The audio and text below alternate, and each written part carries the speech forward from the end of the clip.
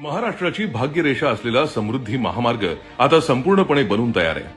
5 जून 2025 रोजी इगतपुरी ते आमणे या 76 किलोमीटर टप्प्याच्या उद्घाटनानंतर नागपूर ते मुंबई हा 701 किलोमीटरचा महामार्ग आता पूर्णपणे सुरू होणार आहे। त्यामुळे नागपूर ते मुंबई प्रवासाचा वेळ 16 तासांवरून केवळ 8 तासांवर येणार आहे। समृद्धी महामार्ग हा इन्फ्रामॅन देवेंद्र फडणवीस यांच्या दूरदृष्टीतून साकारलेला ऐतिहासिक प्रकल्प आहे।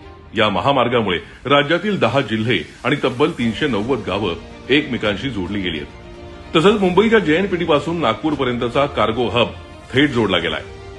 समृद्धी महामार्गामुळे 50,000 कोटींपेक्षा अधिक औद्योगिक गुंतवणुकीची शक्यता असून 18 नव्या smart townships, logistics hub, food parks, पर्यटन आणि रोजगाराच्या संधी निर्माण झाल्या आहेत। समृद्धी महामार्गावर अभियांत्रिकी चमत्काराचीही अनेक उदाहरणं पाहायला मिळतात।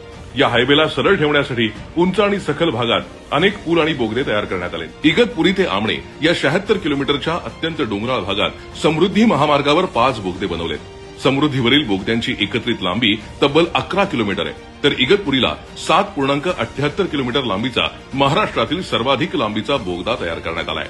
या बोगद्यामुळे आता इगतपुरीहून फक्त 8 मिनिटात कसारा गाठता येणार आहे। महाराष्ट्राचे इन्फ्रामॅन देवा भाऊंचा हा ड्रीम प्रोजेक्ट खऱ्या अर्थानं महाराष्ट्राच्या समृद्धीचा महामार्ग ठरतोय।